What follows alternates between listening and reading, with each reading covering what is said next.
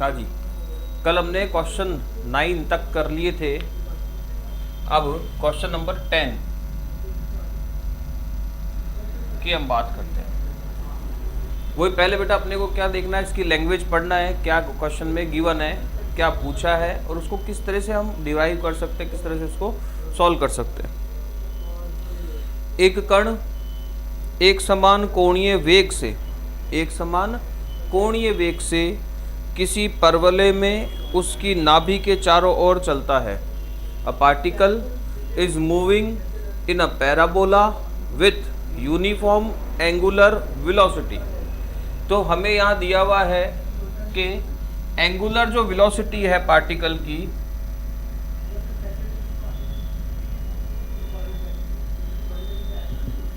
वो कैसा है बेटा, कांस्टेंट है।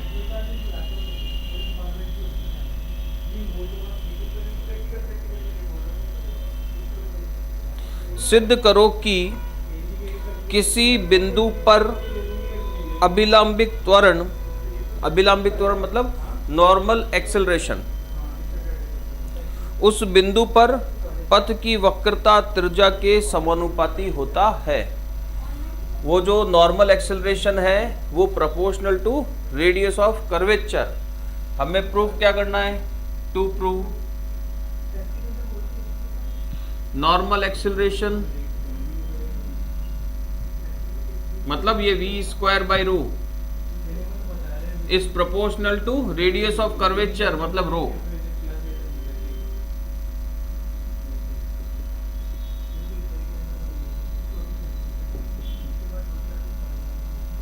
तो ये प्रूव करना है भाई आपको, जो नॉर्मल एक्सेलरेशन है वो रेडियस ऑफ कर्वेचर रो के प्रोपोर्शनल है। और एक कंडीशन आपको दी हुई, एंगुलर वेलोसिटी कांस्टेंट है।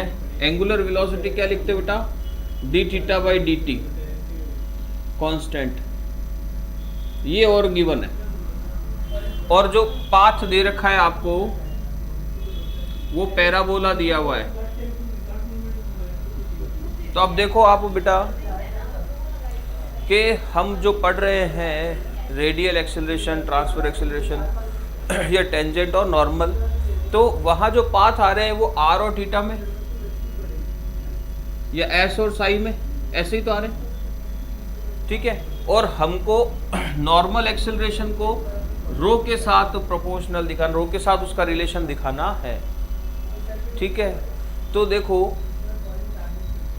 जो यहाँ पैराबोला है इसकी जो इक्वेशन हम मान के चलेंगे, बस जिससे वेलोसिटी निकालेंगे v, जिससे हम रो निकालेंगे, जो हम इसकी इक्वेशन मान के चलेंगे उसी पे हमारा ये क्वेश्चन डिपेंड करता है, ठीक है। तो हमको यहाँ पे जो पैराबोला है, सॉल्यूशन में क्या करना है बेटा अपने को, ये तो गिवन हो गया, ये सारी कंडीशन तो है ना। सॉल्यूशन के लिए अपने को क्या मान के चलना है, let the pedal equation of parabola is p square by a r. जैसे y इक्वल टू या वाई स्क्वायर बराबर 4ax लिखते हो, जैसे r equal to function of theta लिखते हो, वैसे p इक्वल टू क्या हो, पी स्क्वायर इक्वल टू क्या हो गया, ए आर। r आप जानते हो पोलर लाइन होगी OP, p क्या होगा, जो टेंजेंट ड्रॉ होगा उसके ओरिजिन से जो अपन परपेंडिकुलर डिस्टेंस देखेंगे वो p हो जाएगा। जैसे ये समझ गए बात, ये कारो हमारा ये टेंजेंट, तो ये p हो गया, ये r हो गया, कोई पॉइंट p। तो बस यहाँ पर ये एक चीज का ध्यान रखना है इस पर्टिकुलर क्वेश्चन में कि हमको जो पैराबोला की इक्वेशन लेनी है वो पेडल इक्वेशन p और r में रिलेशन लेना है। देखिए उससे फायदा क्या मिलेगा अपने को। Now differentiate above equation with respect to p, क्या मिल जाएगा अपने को, 2p equal to a dr by dp। Therefore ये जो मेरे पास dr बाई dp है इसकी वैल्यू मिल जाएगी 2p बाई a। बस इस प्रश्न को सॉल्व करने के लिए बेटा एक ही इक्वेशन जो मानी है ना, बस इसी का ध्यान रखना है आपको। दूसरी को इक्वेशन मान के चलोगे तो सॉल्यूशन थोड़ा मुश्किल या हो सकता है नहीं आए हमारा, ठीक है। देखिए तो D r by d P बराबर 2p अपॉन ए आ गया। क्या आ गया बेटा? 2p अपॉन ए आ गया।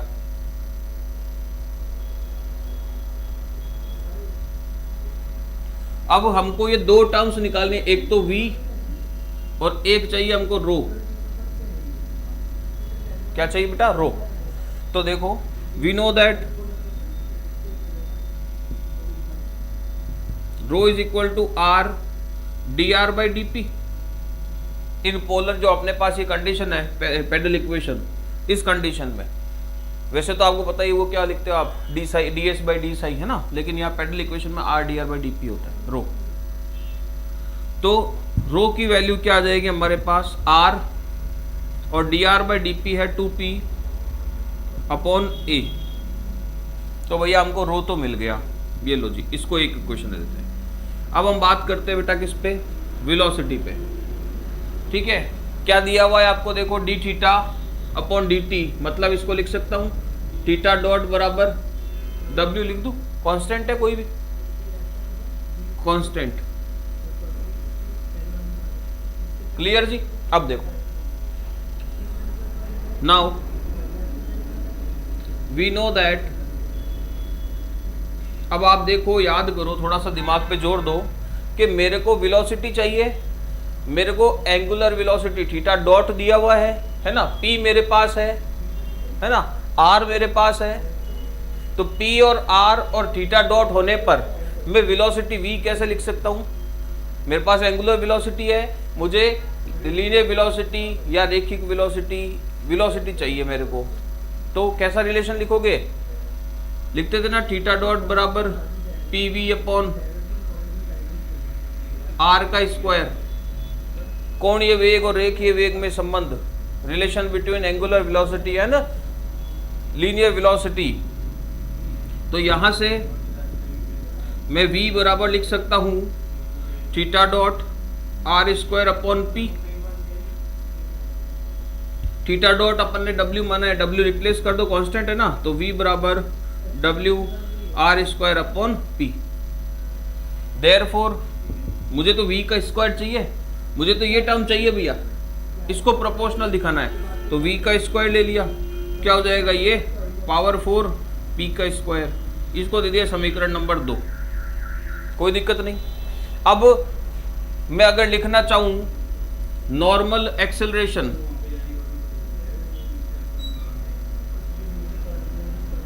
नॉर्मल एक्सेलरेशन v स्क्वायर, देखो यहां लिख रहा हूं एक बार, v स्क्वायर बाय रो लिखूंगा बेटा, लेकिन मुझे इसको प्रोपोर्शनल दिखाना है। किसके? रो के ही प्रोपोर्शनल दिखाना है। तो मैं अगर ऐसी टर्म लाऊं, कैसी? देखना, v square upon rho square बराबर कांस्टेंट। तो यहां से एक रो हटके इधर मल्टीप्लाई में हो जाएगा, और अगर कांस्टेंट हटेगा तो क्या आ जाएगा? प्रोपोर्शनल। तो मुझे सॉल्व किसके लिए करना है? v square by row square के लिए। तो नाउ क्या देखते हैं अपन? v square by row square. ठीक है, v square by row square, उसको नॉर्मल एक्सेलरेशन नहीं बोलेंगे अपन, है ना। v स्क्वायर का मतलब ये हो गया बेटा w स्क्वायर r की power 4 upon p square over rho का स्क्वायर, ये रो बेटा r square 4 time r square p square और अपॉन a का स्क्वायर। तो v स्क्वायर अपॉन रो का स्क्वायर इक्वल टू, देखना जी यहां से, ये r की पावर 4 या r की पावर 2 कैंसिल आउट हो जाएगा, ये w स्क्वायर और ये a स्क्वायर और ये 4 और ये p की पावर 4, p और स्क्वायर और p स्क्वायर कितना हो जाएगा? p की पावर 4। क्लियर? अब आप देखो w क्या था बेटा? कांस्टेंट। a क्या था? कांस्टेंट। तो यहाँ पर हमारे पास p की पावर 4 है ना, तो p की पावर 4 को अपन वापस चेंज कर देते इसी इक्वेशन से। तो v स्क्वायर, भाई ये वेरिएबल एक यही तो आ रहा है, इसको चेंज करके देख लेते अपन। क्या आ जाता है यहाँ पे? w स्क्वायर और r स्क्वायर लिखना और भूल गए, सॉरी, r स्क्वायर है ना, r स्क्वायर a स्क्वायर 4 और p की पावर 4, तो इसका स्क्वायर करते p की पावर 4 आ जाएगी, जो मैं लिखूंगा a स्क्वायर r स्क्वायर, ये भी कैंसिल आउट हो जाएगा। तो v square upon rho square is equal to W square by 4। W square, W constant है, स्क्वायर भी कॉन्स्टेंट होगा, 4 भी कॉन्स्टेंट है। इसको मैं लिख सकता हूँ v square by rho equal to W square by 4 into रो।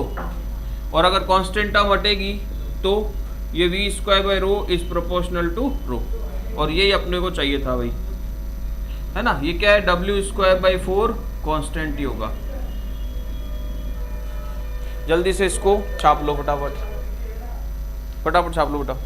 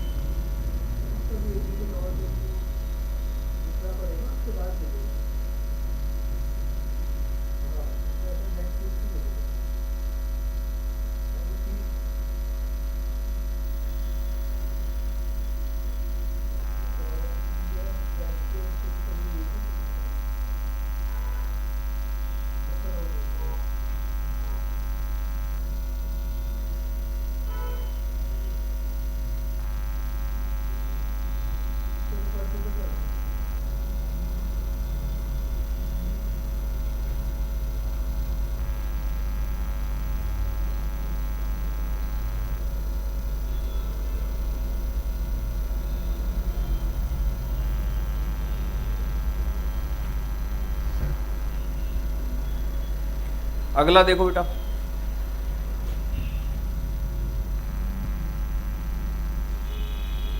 बस इस 10th क्वेश्चन में हमको जो पैराबोला उसकी पेडल इक्वेशन लिखनी है बेटा।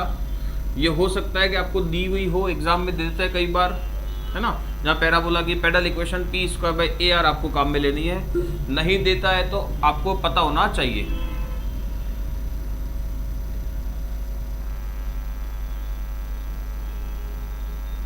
सी के कौन से एग्जाम्पल्स है आप मुझे बताओ। सी के एग्जाम्पल्स कौन कौन से बेटा आप मुझे बताओ। क्वेश्चन नंबर 11 देखो, एक बार नंबर लिख दो, मैं भूल गया आपस कौन से एग्जाम्पल्स थे, मैं करवा दूंगा। क्वेश्चन नंबर 11 देखो, बिंदु P अचर वेग से किसी वक्र में चलता है ना, विथ कांस्टेंट वेलोसिटी। तो अपने को क्या दिया, वही वेलोसिटी कांस्टेंट है, वेलोसिटी कांस्टेंट है, ठीक है। दैट इज v बराबर कांस्टेंट k मान लिया मैंने, ये इक्वेशन 1 दे दी। फिर आगे पढ़ो देखो, और P तथा एक स्थिर बिंदु O को मिलाने वाली ध्रुवांतर रेखा, ये कर्व, ये इस पर पॉइंट P, इसको मिलाने वाली ये पोलर लाइन, ठीक है। कोणीय वेग का कोणीय वेग, कोण P के कोऑर्डिनेट क्या मानते हो आप, r और थीटा, ये r और ये थीटा, तो इसका कोणीय वेग क्या होता है, D theta by D T, and D theta by D T. ये कैसा दिया भाई, कोणीय वेग OP के व्युत्क्रमानुपाती है ना, इनवर्सली प्रोपोर्शनल टू OP।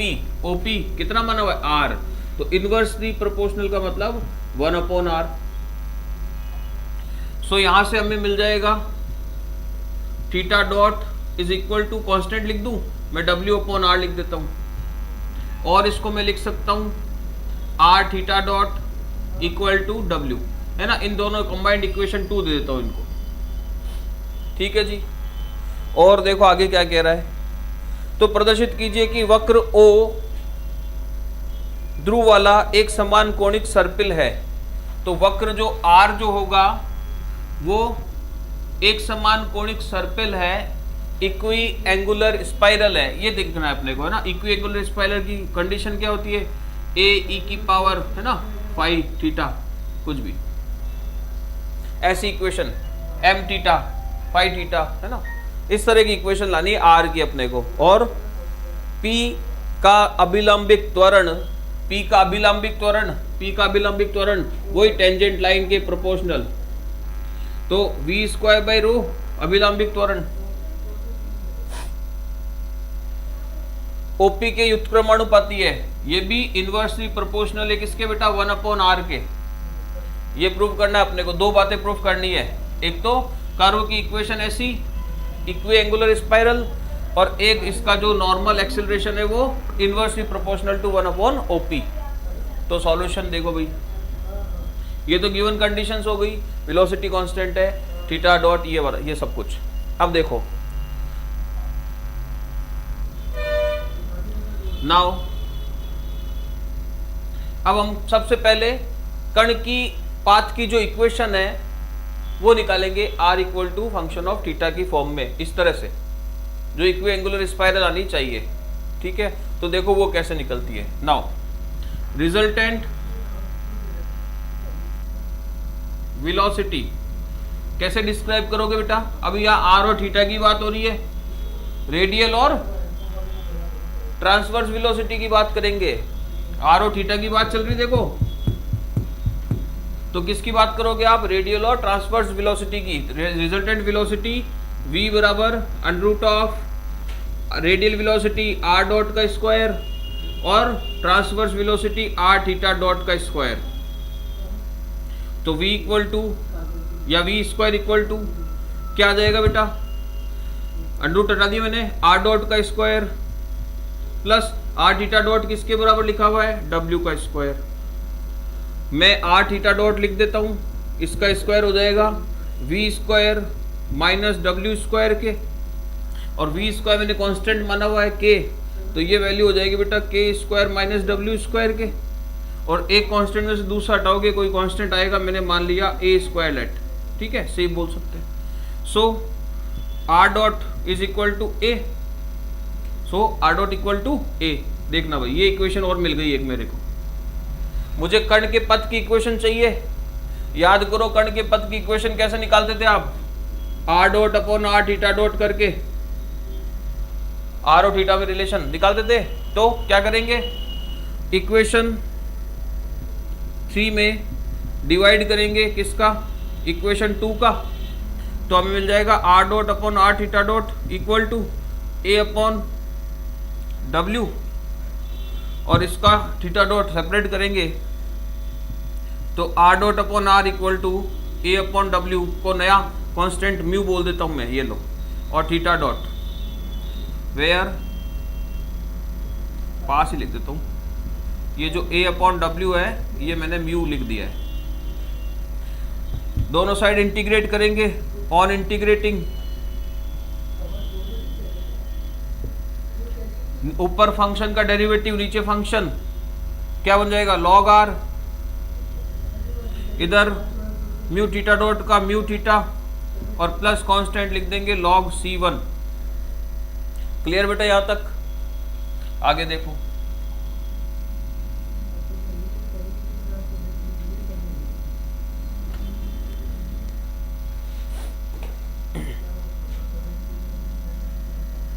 इसको सॉल्व किया तो log r upon c1 equal to mu theta, और log हटा देंगे तो r equal to c1 e की पावर म्यू थीटा, जो क्या है बेटा?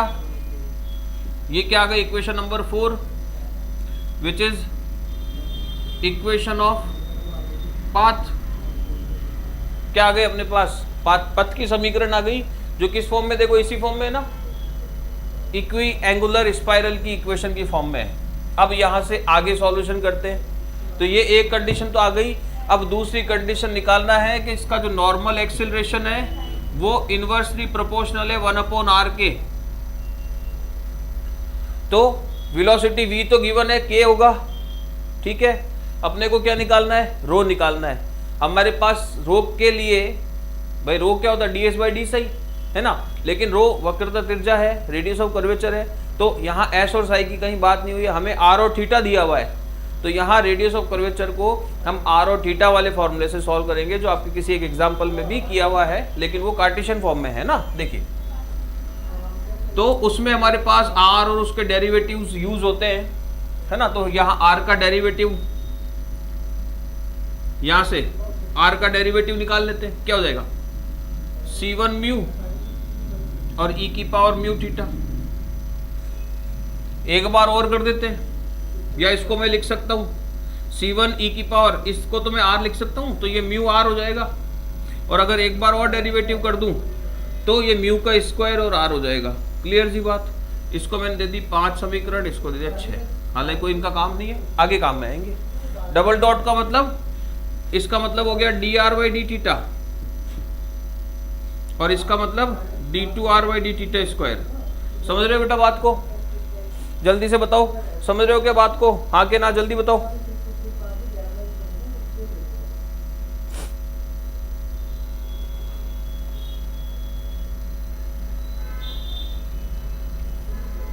नाउ सारी कंडीशंस मिल गई।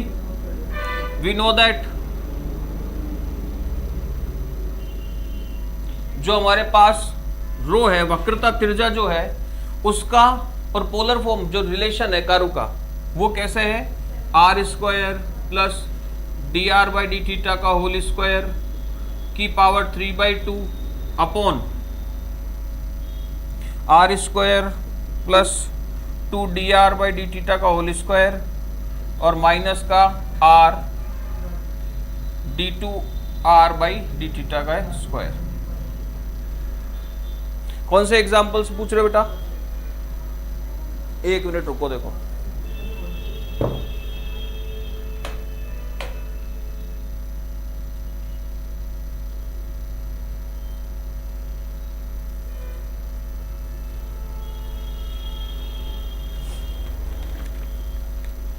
देखो बताता हूं आपको। एग्जाम्पल नंबर 7 है ना आपका, एग्जाम्पल नंबर 7 में भी आपको रो निकालना पड़ रहा है, लेकिन वहां जो कर्व है वो x और y में है, y और x में, मतलब कार्टेशियन फॉर्म में है, तो वहां हम कार्टेशियन फॉर्मूले का यूज कर रहे हैं। यहाँ हमें v तो दिया हुआ है, रो अननोन है, रो के लिए हम रो निकालना तो चाह रहे हैं, लेकिन हमारे पास r और थीटा के अलावा कुछ नहीं है, तो उसी कंडीशन है, उसी फॉर्मूले से हमको रो को निकालना पड़ेगा बेटा। समझ में आ गई बात? तो ये फॉर्मूला हो गया हमारा वक्रता त्रिज्या का, रेडियस ऑफ कर्वेचर का। अब कोई खास काम नहीं बचा हमारा। अब क्या करेंगे हम, इसके अंदर फॉर्मूले में वैल्यूज को रिप्लेस कर देंगे। देखो आर स्क्वायर, क्या लिखोगे आर स्क्वायर को? चाहे तो आप आर स्क्वायर रहने दो, कोई बात नहीं, क्योंकि हमने यहां भी देखो आर कर दिया बेटा, तो वो कॉमन आके कैंसिल होके जैसे भी हो जाएगा। देखो आर स्क्वायर को आर ही लिख दिया, और D theta by D R मतलब आर डॉट हो गया, इसका होल स्क्वायर मतलब इसका स्क्वायर, तो ये म्यू स्क्वायर आर स्क्वायर हो गया, और पूरे की पावर 3/2 है। नीचे है r square plus 2 time d r by d theta का मतलब इसका square, mu square r square, और माइनस में आर इंटू इसका जो सेकेंड ऑर्डर का डेरिवेटिव है वो जो है हमारे पास म्यू स्क्वायर इंटू आर। तो देखो बेटा रो हमारे पास आ जाएगा r square common, r square, यहाँ भी आर स्क्वायर, या देख तो अभी एक बार ऐसे लिख देते हैं, थोड़ा सा और सॉल्व कर देते हैं। फिर म्यू स्क्वायर आर स्क्वायर की पावर 3/2 और नीचे आर स्क्वायर, और यहाँ तो है बेटा प्लस 2 टाइम ये वैल्यू, और यहाँ -1 टाइम, तो एक बार बच जाएगी म्यू स्क्वायर आर स्क्वायर। तो अब देखो कॉमन लेने की आवश्यकता भी नहीं पड़ी, ऊपर 3/2 और नीचे 1 पावर, तो ऊपर चली जाएगी। रो इक्वल टू 3/2 -1 हो जाएगा। 3/2 -1 कितना बचेगा बेटा? R square plus mu square r square की पावर 1/2। यहां से अगर मैं रो कॉमन लू, रो क्या सॉरी आर स्क्वायर कॉमन लेता हूं, तो पावर हाफ होने की वजह से क्या हो जाएगा, आर कॉमन आ जाएगा, और यहाँ पे 1 प्लस म्यू स्क्वायर की पावर 1/2। देखना बेटा 1 भी क्या है, कांस्टेंट है, म्यू भी क्या है, कांस्टेंट है, तो इसको नया कांस्टेंट दे दे अपन, इसको मैं लैम्डा आर लिख देता हूँ, है ना, where lambda equal to 1 plus mu के स्क्वायर की पावर 1/2। ये मेरे को मिल गया रो, 7 नंबर इक्वेशन। अब मुझे क्या लिखना है, नॉर्मल एक्सिलरेशन। क्या लिखना है बेटा, नॉर्मल एक्सिलरेशन लिखना है। तो नॉर्मल एक्सिलरेशन क्या होगा, v square by row, v square by रो, तो v स्क्वायर देखो v कांस्टेंट है k, तो क्या हो जाएगा k स्क्वायर, रो ये रहा lambda r, k square constant, lambda भी कांस्टेंट है ना, तो v स्क्वायर बाई रो क्या आ जाएगा, proportional sorry inversely proportional to 1/r और 1/r को हम क्या लिख सकते हैं, OP भी लिख सकते हैं। तो ये सेकंड टर्म हमारी, ये सेकंड कंडीशन हमारी प्रूफ हो गई बेटा। तो दो बातें इस क्वेश्चन में हमने प्रूव की कि एक तो जो कण के पथ का इक्वेशन है वो इक्विएंगुलर स्पाइरल होता है, और दूसरा इसका जो नॉर्मल एक्सेलरेशन है वो इसकी जो पोलर लाइन है उसके इन्वर्सली प्रोपोर्शनल होता है, that is inversely proportional to 1/OP। लिखो जल्दी से, छाप लो फटाफट।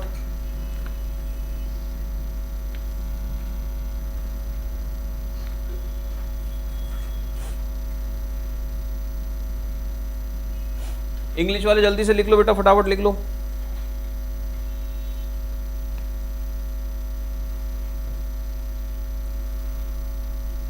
नोट्स तो आपके पास हैं ही, आपने पढ़ लिए होंगे, इसकी PDF है आपके पास। एग्जाम्पल्स नहीं पूछे बेटा, एग्जाम्पल बताओ कौन से पूछ रहे थे आप? रिया, सी के कौन से एग्जाम्पल्स आप पूछ रहे थे बेटा? नंबर बताओ मेरे को, अभी बात करते हैं अपन। कोई पर्टिकुलर मान लो छोटा डाउट रहा तो उसको यहीं क्लियर कर देंगे, जल्दी बताओ।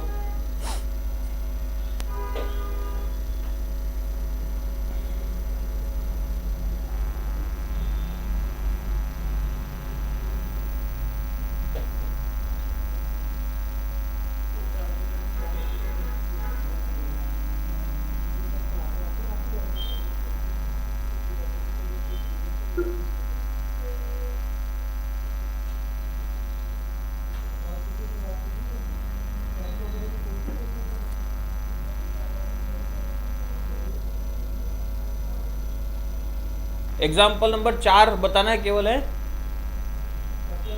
केवल एग्जाम्पल नंबर 4 बताना है कि बेटा?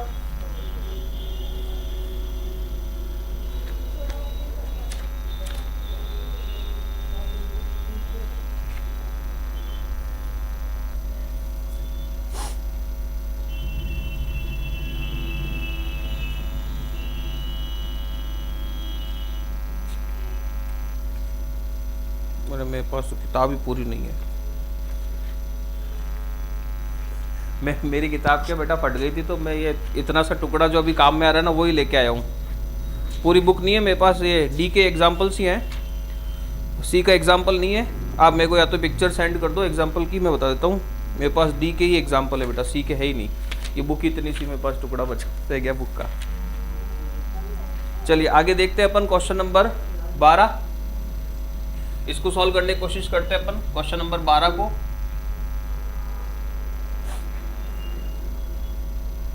चार से सारे, हाँ कोई दिक्कत नहीं है, 4 से सारे समझा देंगे, कोई दिक्कत कोई परेशानी नहीं बेटा।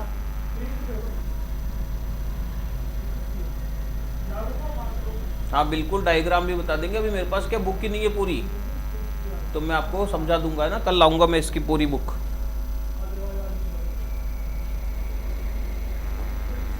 अभी इसका देखो आप क्वेश्चन नंबर 12,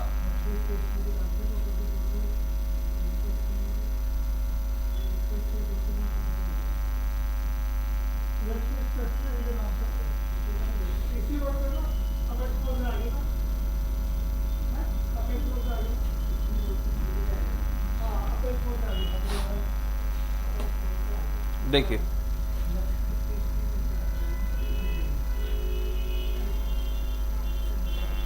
सर, इंक मंगवा रहे हो क्या? हाँ जरूरी है सर।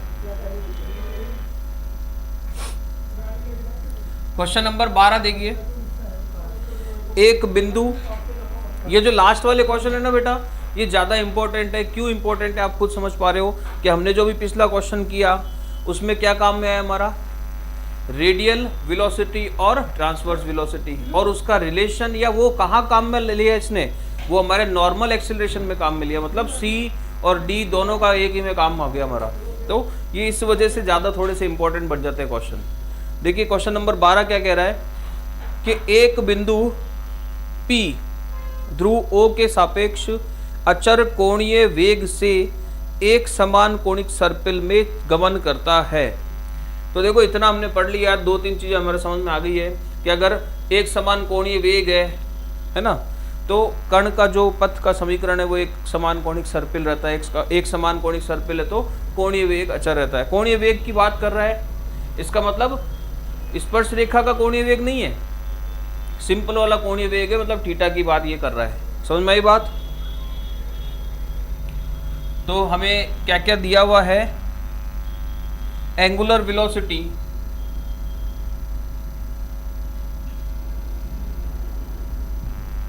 थीटा डॉट लिख सकते हो आप उसको ना, D theta by D T. और ये कैसा दिया बेटा, कांस्टेंट दिया हुआ है, इसको W मान लिया मैंने ना। ये एक बात होगी। और पथ का समीकरण दिया हुआ है, एंड R इक्वल टू दिया हुआ इक्विएंगुलर स्पाइरल, दैट इज ए की पावर थीटा और कोट अल्फा। ये सेकंड इक्वेशन। यहां बच्चे बहुत सारे कंफ्यूज होते हैं। देखो अभी भी लिखा हुआ था हमारे पास, मैंने मिटा दिया है। आर ई की पावर म्यू थीटा आया था ना, ऐसा था हमारे पास, आर C1 ई की पावर म्यू थीटा। तो ये जो म्यू है और यहाँ पर जो कॉट अल्फा है वो एक ही बात है। अल्फा मतलब क्या हो गया, कांस्टेंट पे। कांस्टेंट पर कॉट की वैल्यू कुछ ना कुछ तो आएगा उसका एंगल, ठीक है, कोई वैल्यू आएगी। और ये थीटा वेरिएबल हो गया, समझ गए बात। तो ये इक्विएंगुलर स्पाइरल की हमारे पास इक्वेशन हो गई।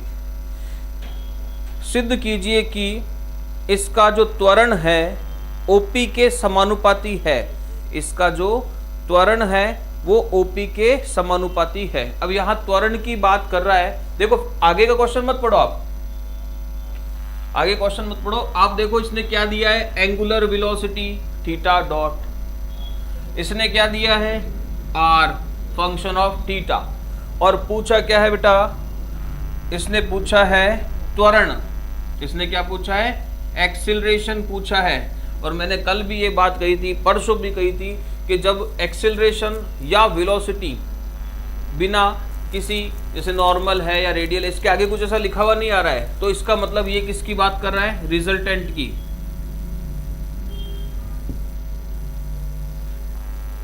तो रिजल्टेंट एक्सिलरेशन क्या होगा, आप खुद बताओ। अब यहाँ क्या होगा, टेंजेंशियल और नॉर्मल एक्सिलरेशन की बात करेंगे क्या, नहीं करेंगे। क्यों, क्योंकि यहाँ R और थीटा दिया हुआ है, यहाँ R और थीटा दिया हुआ है। तो यहाँ पर कौन सा होगा, रेडियल एक्सिलरेशन। कौन सा होगा बेटा, रेडियल एक्सिलरेशन का स्क्वायर प्लस ट्रांसवर्स एक्सिलरेशन का स्क्वायर। और दोनों के फॉर्मूले जल्दी से बताओ देखे मेरे को आप। देखो मैंने तो पढ़े नहीं है, आप लोगों ने पढ़े, आप जल्दी से बता दो क्या क्या फॉर्मूले दोनों के, जल्दी से बताओ। R double dot minus R theta dot का स्क्वायर है ना, 2R dot theta dot minus theta double dot. ये क्या फॉर्मूले मैं लिख रहा हूं, मेरे को नहीं पता है, मैं गलत लिख देता हूं। R double dot minus R theta dot का स्क्वायर, और इसका ये 2R dot theta dot plus theta double dot.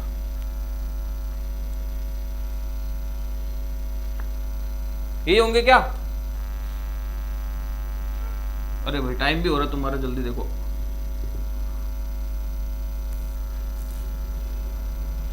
तो देखो हमारे पास सब वैल्यूज हैं, हमारे पास थीटा डॉट है, हमारे पास R है। तो R अगर गिवन है, देयरफॉर थीटा डबल डॉट तो क्या हो जाएगा, 0। देखो थीटा डॉट अगर constant, theta double dot 0। And R dot क्या हो जाएगा बेटा, R अगर ये है तो A कॉट अल्फा ई की पावर थीटा कॉट अल्फा।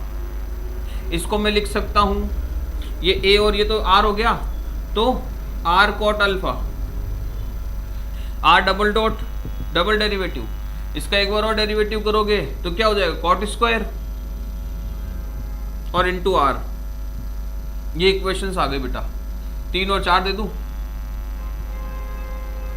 अब क्या करना, अपने को सिर्फ यहां रिप्लेस करना है, अपने को सिर्फ यहां रिप्लेस करना है। और जो एक्सेलरेशन है वो देखना है कि क्या वो प्रोपोर्शनल आ रहा है, क्या वो प्रोपोर्शनल आ रहा है, कि किसके प्रोपोर्शनल देखना है बेटा, अपने को ओपी के प्रोपोर्शनल देखना है। किसके प्रोपोर्शनल देखना है, ओपी के प्रोपोर्शनल देखना है। चलो सॉल्व कर लो फटाफट से इसको, ठीक है। बाकी आपको हम कल कराएंगे इससे आगे के क्वेश्चंस, और ये वाला भी, क्योंकि अभी टाइम हो रहा है, अगली क्लास खराब हो जाएगी अगर इसको क्वेश्चन को कराए तो 10 मिनट लगेंगे इसमें। ये तो हमारा आधा ही क्वेश्चन है, इसमें आप आगे सॉल्व कर सकते हो, ये काम आपका किया हुआ है। देखो थीटा डॉट आपके पास है गिवन, R आपको दिया हुआ है, R डॉट आपने निकाल लिया, R डबल डॉट निकाल लिया, रेडियल एक्सेलरेशन में रखा है ना, ट्रांसवर्स एक्सेलरेशन में रखा, दोनों का स्क्वायर किया, यहाँ वैल्यू रिप्लेस की, इसको देखना है कि जो रिजल्टेंट एक्सेलरेशन आएगा वो किसके प्रोपोर्शनल आना चाहिए, ओपी के, मतलब आर के प्रोपोर्शनल। यहाँ तक का क्वेश्चन कल करके लाओगे। फिर इसके आगे का जो बचा हुआ पार्ट है सेकंड वो, और 13th क्वेश्चन, ये 2 कराते आपकी एक्सरसाइज कंप्लीट हो जाएगी बेटा। थोड़ा आज अपन 10-15 मिनट लेट भी हो गए थे क्लास में, वही अरेंज करने में लेट हो जाते हैं इसमें, इस वजह से ये क्वेश्चन नहीं हुआ, नहीं तो दोनों हो जाते हैं। चलिए बाकी कल कराएंगे आपको।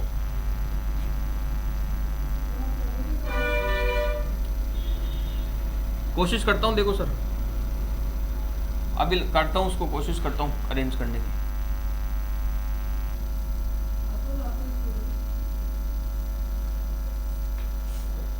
कल वाली सही थी क्या, ये बताओ।